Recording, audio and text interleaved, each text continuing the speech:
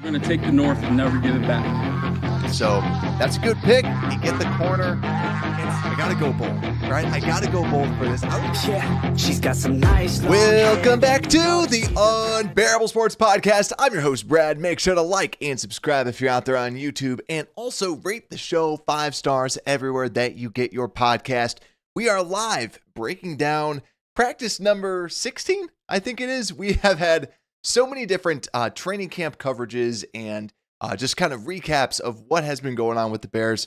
But today we are breaking down the joint practice Bears versus Bills and talking, as we always do, about the injuries, instant reactions, who looked good, who looked bad, everything that you need to know. So if you're catching us live right now, I have a poll out there of how do you feel about the left tackle position for the Bears? Because if you were online at all, you probably saw a lot of this stuff about what was going on with this left tackle competition and just the left tackle position as a whole. And yesterday we were breaking that down. If you haven't checked out that show, we broke down who to watch out for. And there's a lot of good stuff that we talked about, but really the overall thing is to look at the tackle positions, because that seems to be one of the biggest question marks still on this roster is the left tackle, just offensive tackle in general. And we'll break that down a little bit more, but let's get this show on the road. So right now, already we're getting some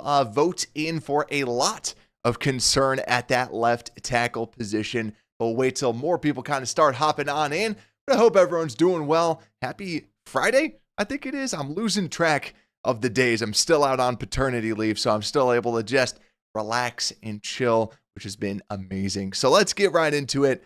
Let's start out with some injuries, because nothing too much. And if we want to start on a positive note, Shemar Turner was actually seen back at practice. So that's fantastic. Just to see him out there. I don't think he was really kind of participating in any drills, but this is someone who's been MIA because of his injury. So it's nice to at least see him out there.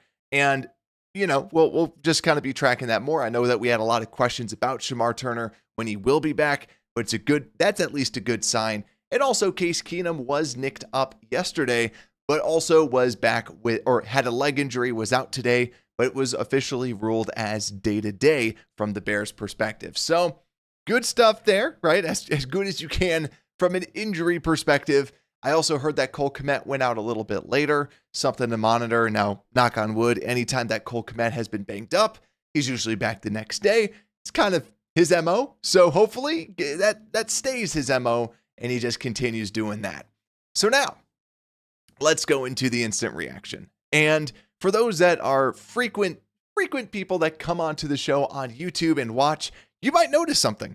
I have this new this curtain that is blocking out all the sun from coming out. And in honor of Caleb Williams not having a good left-hand side to him, this isn't being held up by this is actually being held up by me just tucking it in to the blinds. So my blind side is being protected by next to nothing. So this might actually just come down mid-show. And I think it would be very suited because the Bears haven't been able to protect the left side of Caleb, and maybe my left side won't be protected that much as well. But really, the whole thing, the instant reaction is that, first off, Caleb had a good day.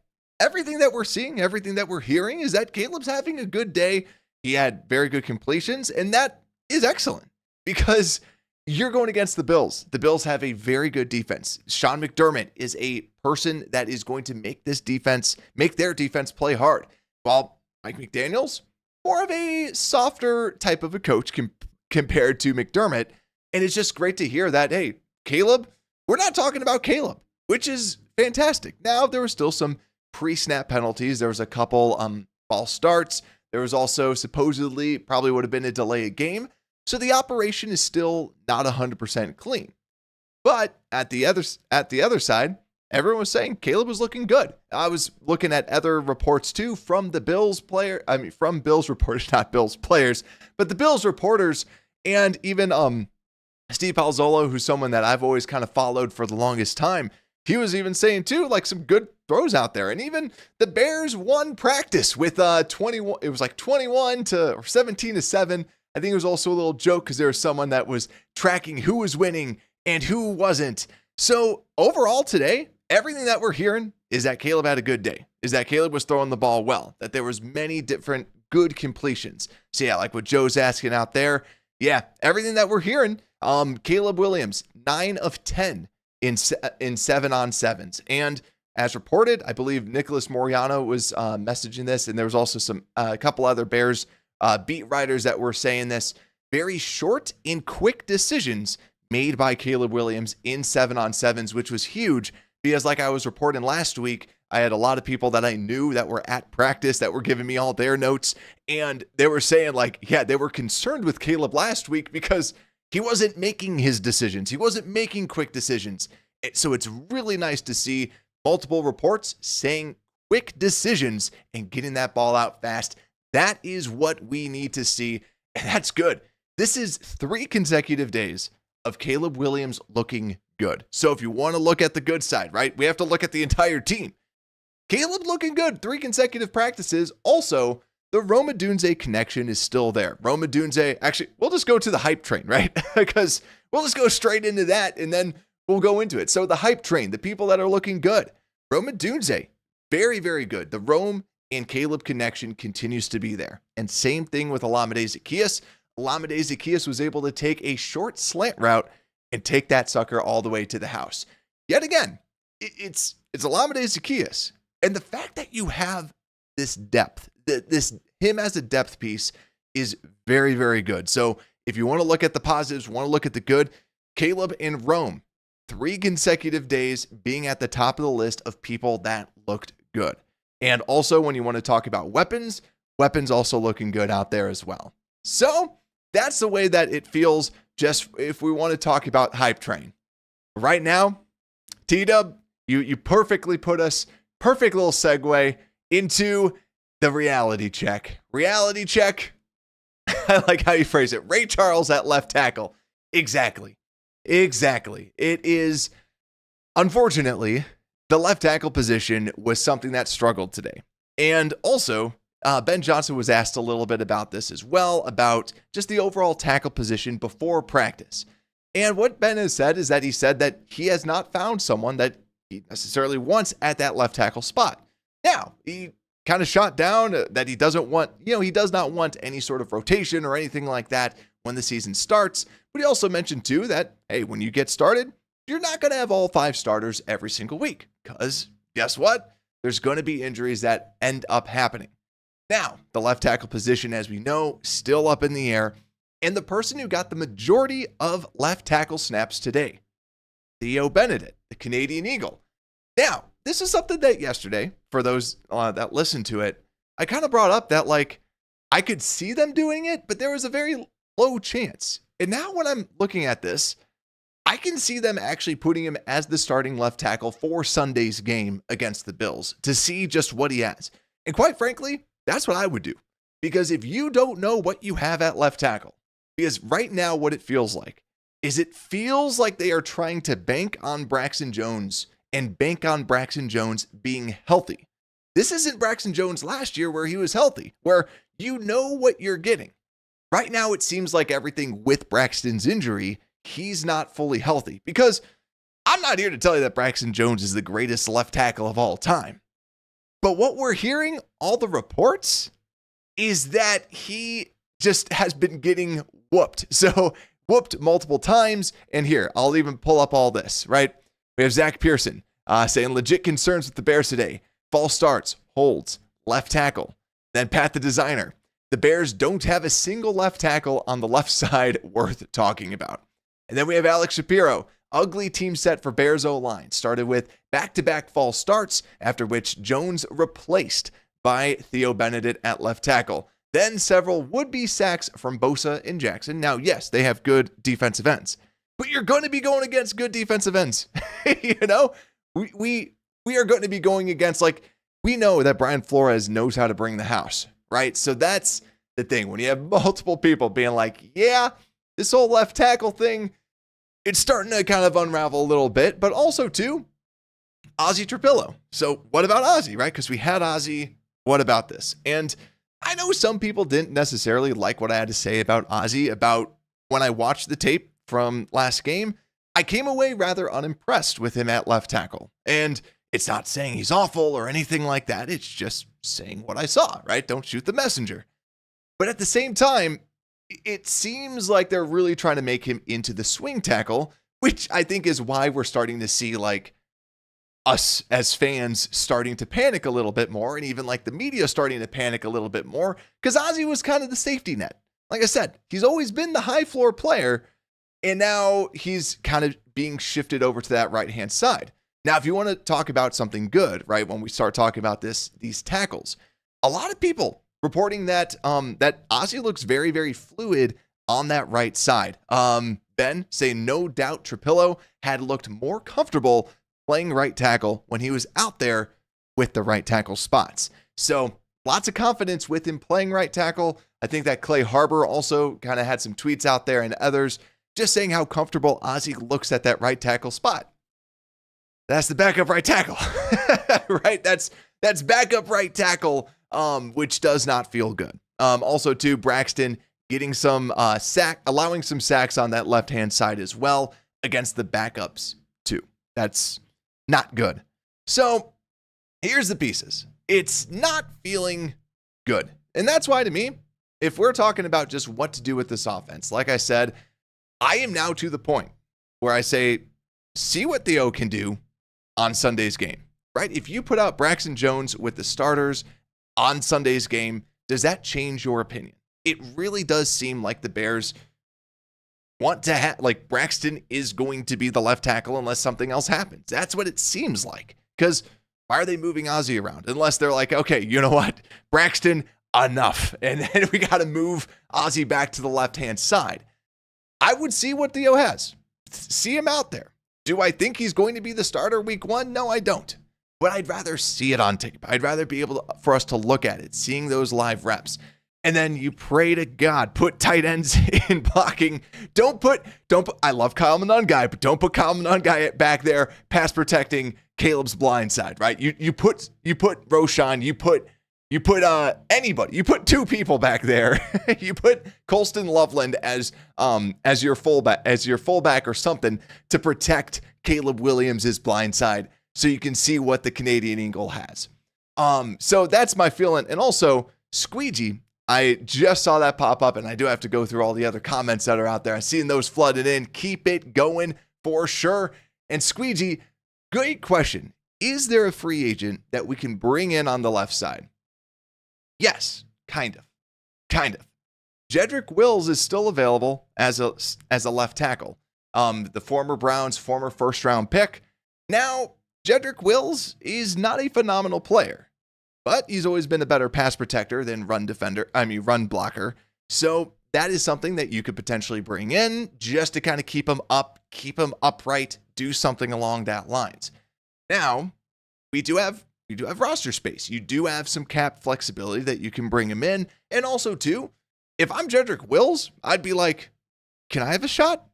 Right? Can I have a shot to be this left tackle? Because this could be your final shot to be able to go in. And if you can be the one that protects Caleb Williams, do you know how lucrative of a deal that's going to be for you next season? So that's something that I think that maybe he might be looking out for. But that's the biggest piece. That is the biggest piece to me, is if you're trying to add someone, it's going to be that. Because I think Tyron Smith is officially retired, and a lot of those other like veterans that have kind of been going around have been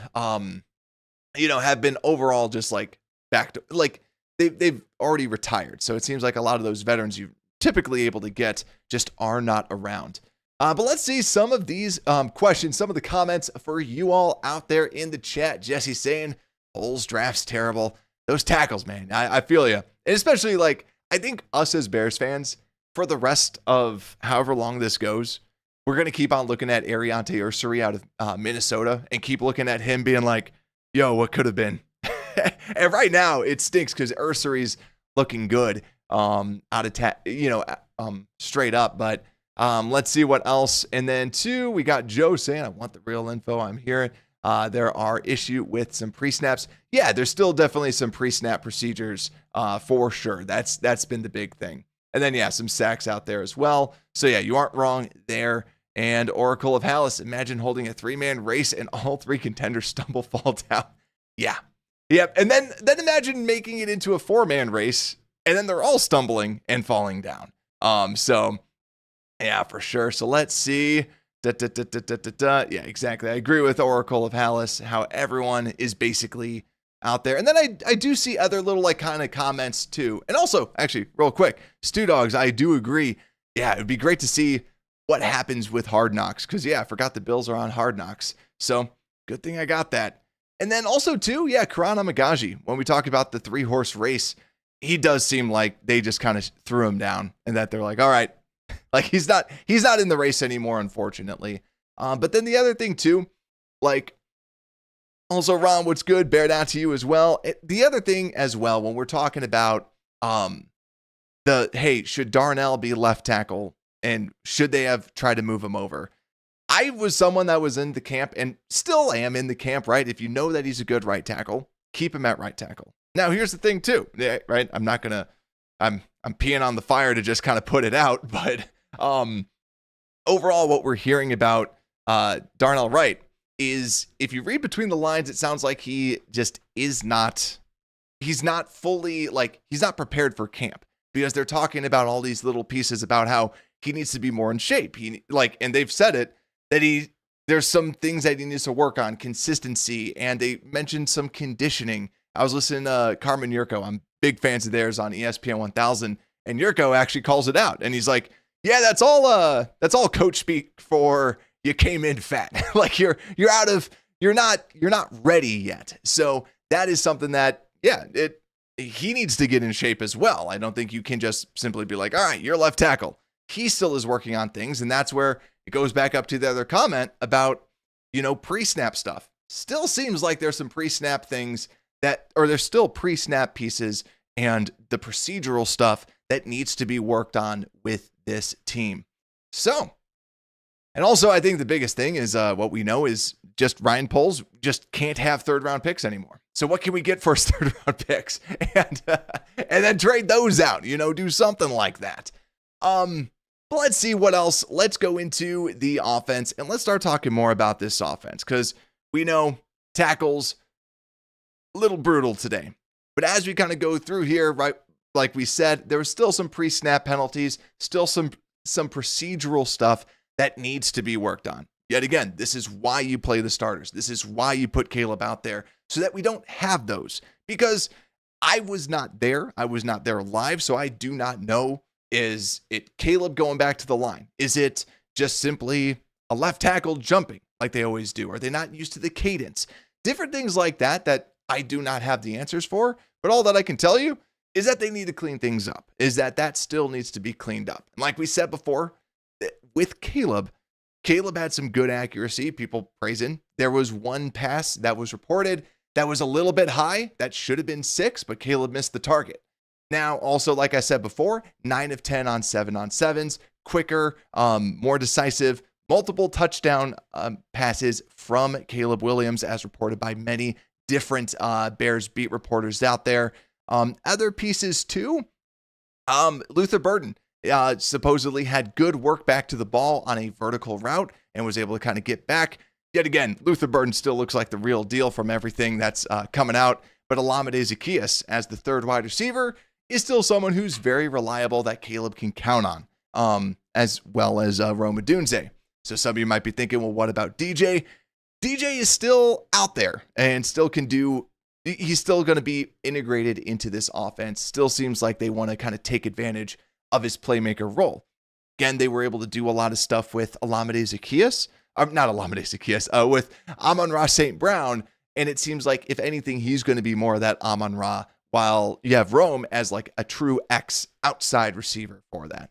Other things I'm just kind of reading through. Nothing else, but yeah, 7 pre-snap penalties. Now, that supposedly was across all of the offense. Some on the first team. I don't have the exact number on first team. But yeah, here we go. Super Bowl Bears. You're the man or woman. I don't know. 3 by first team, 3 by second, and 1 by third. Thank you so much for that exact one. But yeah, that's the thing. That's the thing, is that things need just the procedures, everything needs to be tuned up a little bit more. But speaking of fine-tuned, right? We'll kind of capitalize on this right now. And actually, before we get into that, let me see the poll question right now. 21% of you not at all concerned about left tackle, 17% a little concerned with left tackle, 45% a lot concerned, and 17% saying sound the alarms. And then right after that, we got Ron, my man, saying Bears are winning the division. Let's go. Let's go. So now let's talk defense. Now it's just good vibes. We'll talk about this defense where Patrick Norton tweeted this out. That's saying that and 7-on-7s, right, with the Bears' first team defense. And here's the thing. This is 7-on-7. Keep in mind, Caleb Williams, 9 of 10. In 7-on-7s, for the last 3 reps that Patrick Norton was kind of citing, an incomplete pass to Dawson Knox, Jaquan Brisker, almost interception. Then incompletion to Knox, Brisker PBU. Then an interception from Kevin Byard. Then there's also, like, as I kind of go through some more of my notes, the defense was playing hard. And like Courtney Cronin reported and others, there's a equal match of intensity. Bills are an intense team, and they're like the Midwest of the East Coast. Like, that's how Buffalo is. They got Midwest, grit and grind, but they're East Coast. So it's nice to see that kind of coming out there. But yeah, Brisker, yet again, Brisker's someone that is just flying around, and he's someone that is making an impact out there, and you just continue to see this with different reports. Kevin Byard picked off Josh Allen, like we said. Nashawn Wright also had an interception. It was off the tip. I don't have who exactly tipped that. But then also Hippolyte had an interception with the second team. So not with the first team, but you see this. Defense flying around. Booker. I believe it was Clay Harbor that was saying Austin Booker, excellent joint practice, saying that Booker just looked dominant. So what we got to know, defense is still intense. Defense is going to be able to do their own. To me, it's still the questions of the offense. Can you run the offense, right? Can you run the offense? And can they block on the left-hand side? Those are still my 2 biggest questions. Now, I'm not completely excusing Caleb and being like, all right, now we don't have to worry about Caleb. Caleb still has to operate pre-snap, at the snap, after the snap. There's still stuff that needs to happen that we're not going to know until the season starts to continue. But as there's all that stuff that still needs to just be kind of fine-tuned with this offense. But it's nice to know that this defense still looking good. So that is something that I really like. And also a low under the radar type of piece too. I don't have the exact name of this person that tweeted this out, but it was mentioned that Grady Jarrett was yelling at the backups to play better. The Bears defensive backups to play better and hold their own against these offensive players. So Grady Jarrett just being a leader out there for this defensive side of the football. Now, last but not least, miscellaneous news, aka just special teams, basically. From a special teams perspective, they got into another scuffle. Special teams, hey, we got to have you guys play significantly better than what you did last Sunday. But I guess, these special teamers, Daniel Hardy, I guess, was kind of in on it. They had a scuffle amongst special teams because there were some blocks after the whistle, and then that's when they started kind of going at it against each other. So that's something that we kind of saw with this special teams. Nothing too much. For me, we're just going to have to see on Sunday if the special teams can at least redeem themselves after an abysmal performance last week. Now, and again, it's special teams, but come on, Richard Hightower. You're coming back, and you have already known majority of these people, and we look terrible. Let's hopefully turn that around. Still want to see who exactly is punt returning, who looks good kick returning, other things like that. I still would love to see Luther back there because the man is just talented. The man is, and if he's going to be your 4th receiver, the guy is a risk with the ball in his hands in a good way. So let's see what else is out there. Let's kind of go through some of these questions. J2K, what's good? Saying those 21% not concerns have to be Lions fans.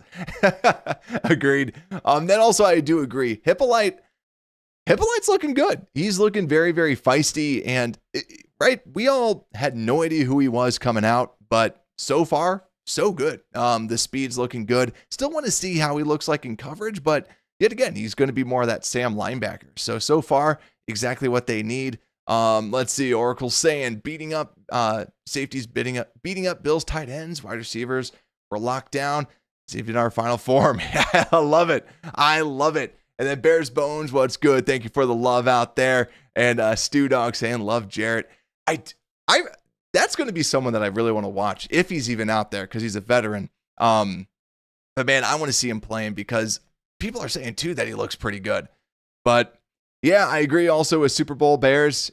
The offense, they got to clean things up. That's going to be the number one thing. That's going to be the biggest piece. This offense needs to be cleaned up. This left tackle spot needs to be cleaned up. That's the thing that this offense needs to happen. And right now, it feels like what we thought we were going to be last year, where we go, well, our weapons are incredible. Right now, it's just we keep hearing like Rome looks great. OZ, Olamide Zaccheaus looks great. We're talking about, Luther Burden looks great. Colston Loveland looks great. We don't even hear anything about Cole Kmet, but we know that he's just solid starting tight end in this league. We feel good about these weapons. It's a left tackle. And what I love too is we're not hearing anything about Joe Thuney because Joe Thuney is Joe frickin' Thuney. And we don't hear much about the interior. It's these tackles that need to be squared away. So we'll have it all down for you. So make sure to hit that like button, subscribe out there so that you do not miss a show. Hit the notification bell because I think for every live show that I've done, we've gone at a different time. So make sure to hit that notification bell. But also too, I will have the all 22 NFL. I will have the all 22 so we can do the review after the game on Sunday. We always like to do those on Monday.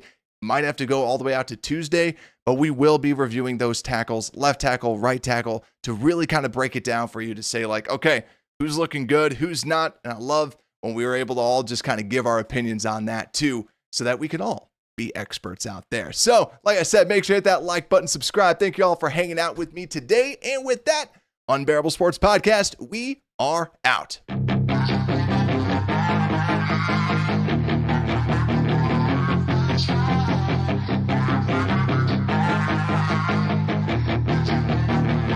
Yeah, she's got some nice long hair and you know that she's a